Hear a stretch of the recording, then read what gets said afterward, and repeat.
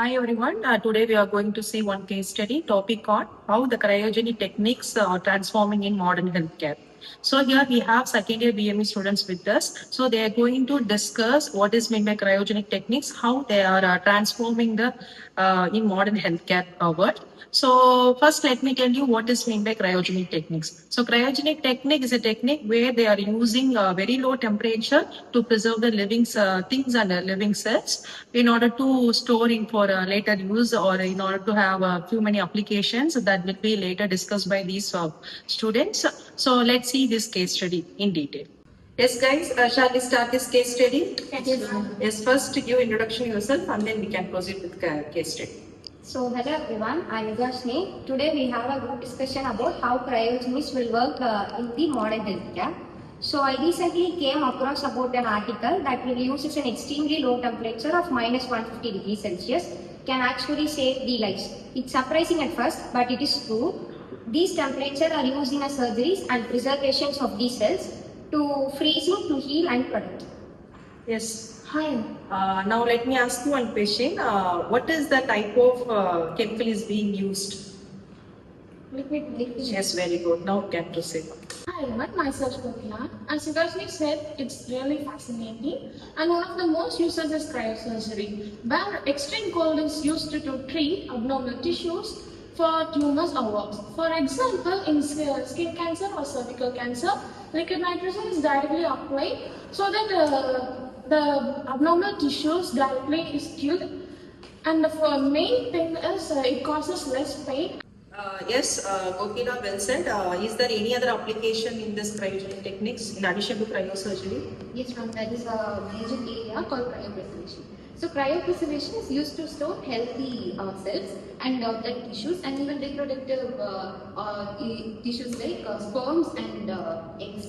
And even can store at extremely low temperature and it's usually around 196 degrees Celsius, which is using liquid nitrogen. So this method is widely used in fertility preservation, blood cell storage and vaccine preservation. Basically, it stops all the biological activity and the cells can be revived later whenever we need to use it. We are not killing the cells, we are just stopping the functionality of the cells. So where integrity of the cell is not disturbed, later we can use it for future purpose. Yes, very good. In addition, anyone would you like to add addition to this point? So I would like to share a case study on this applications which I came across. There's a patient named Ravi who was diagnosed with liver cancer. Due to his weakness, he was not suggested with surgery, and so his doctor suggested him with cryosurgery, in which a thin probe is inserted to the tumor and liquid, as ma'am said, liquid nitrogen is sent inside the tumor. After some significant days of the same repetition of same surgery, same process, the tumor got reduced into small. So this process is done without any pain. So in addition to this, there is another case study which on a girl named Ananya who's diagnosed with leukemia disorder. Due to her disorder, the doctor suggested that chemotherapy.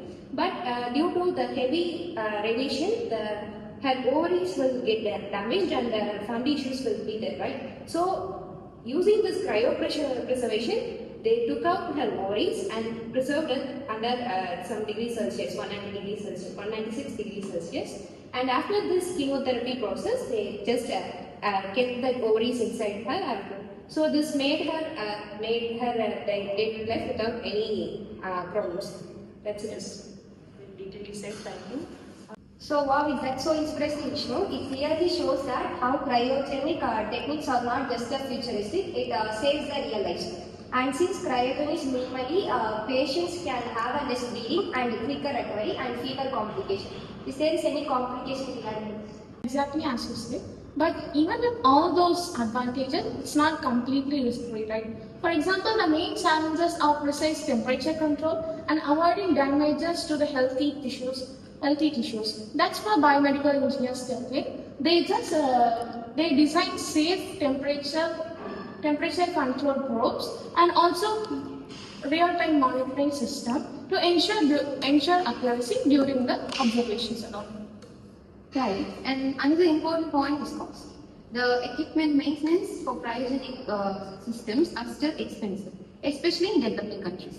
So there is a huge opportunity for innovation, making cryosurgical and cryopreservation systems more affordable and portable. Could really expand access to life-saving treatments. So although you have these much drawbacks, that's one thing. We should also see the safety and ethical side of this because we are taking embryos. In case of preservation of embryo, it is very important to keep it safely, right? And there is some ethical issues in that. So the safety and privacy corner must be here. Right? So engineering is mostly related with this cryopreservation application because engineers have a lot to do in this. As biomedical engineers, we have a lot to do. Yes, I think we have very good, wonderful case study discussions. So what we come to know finally in the sense, the cryogenic technique is not only about the science. It's a science of hope, it seems, because each and every techniques and innovation technology, whatever we do, we have to touch with emotion. That's what this cryogenic techniques also has made. Because giving a treatment without pain, it seems like we are replacing traditional surgery, right? So like this, we have to explore more innovation technology, and we are the responsible to do or to make even more better technology in upcoming futures. Thank you.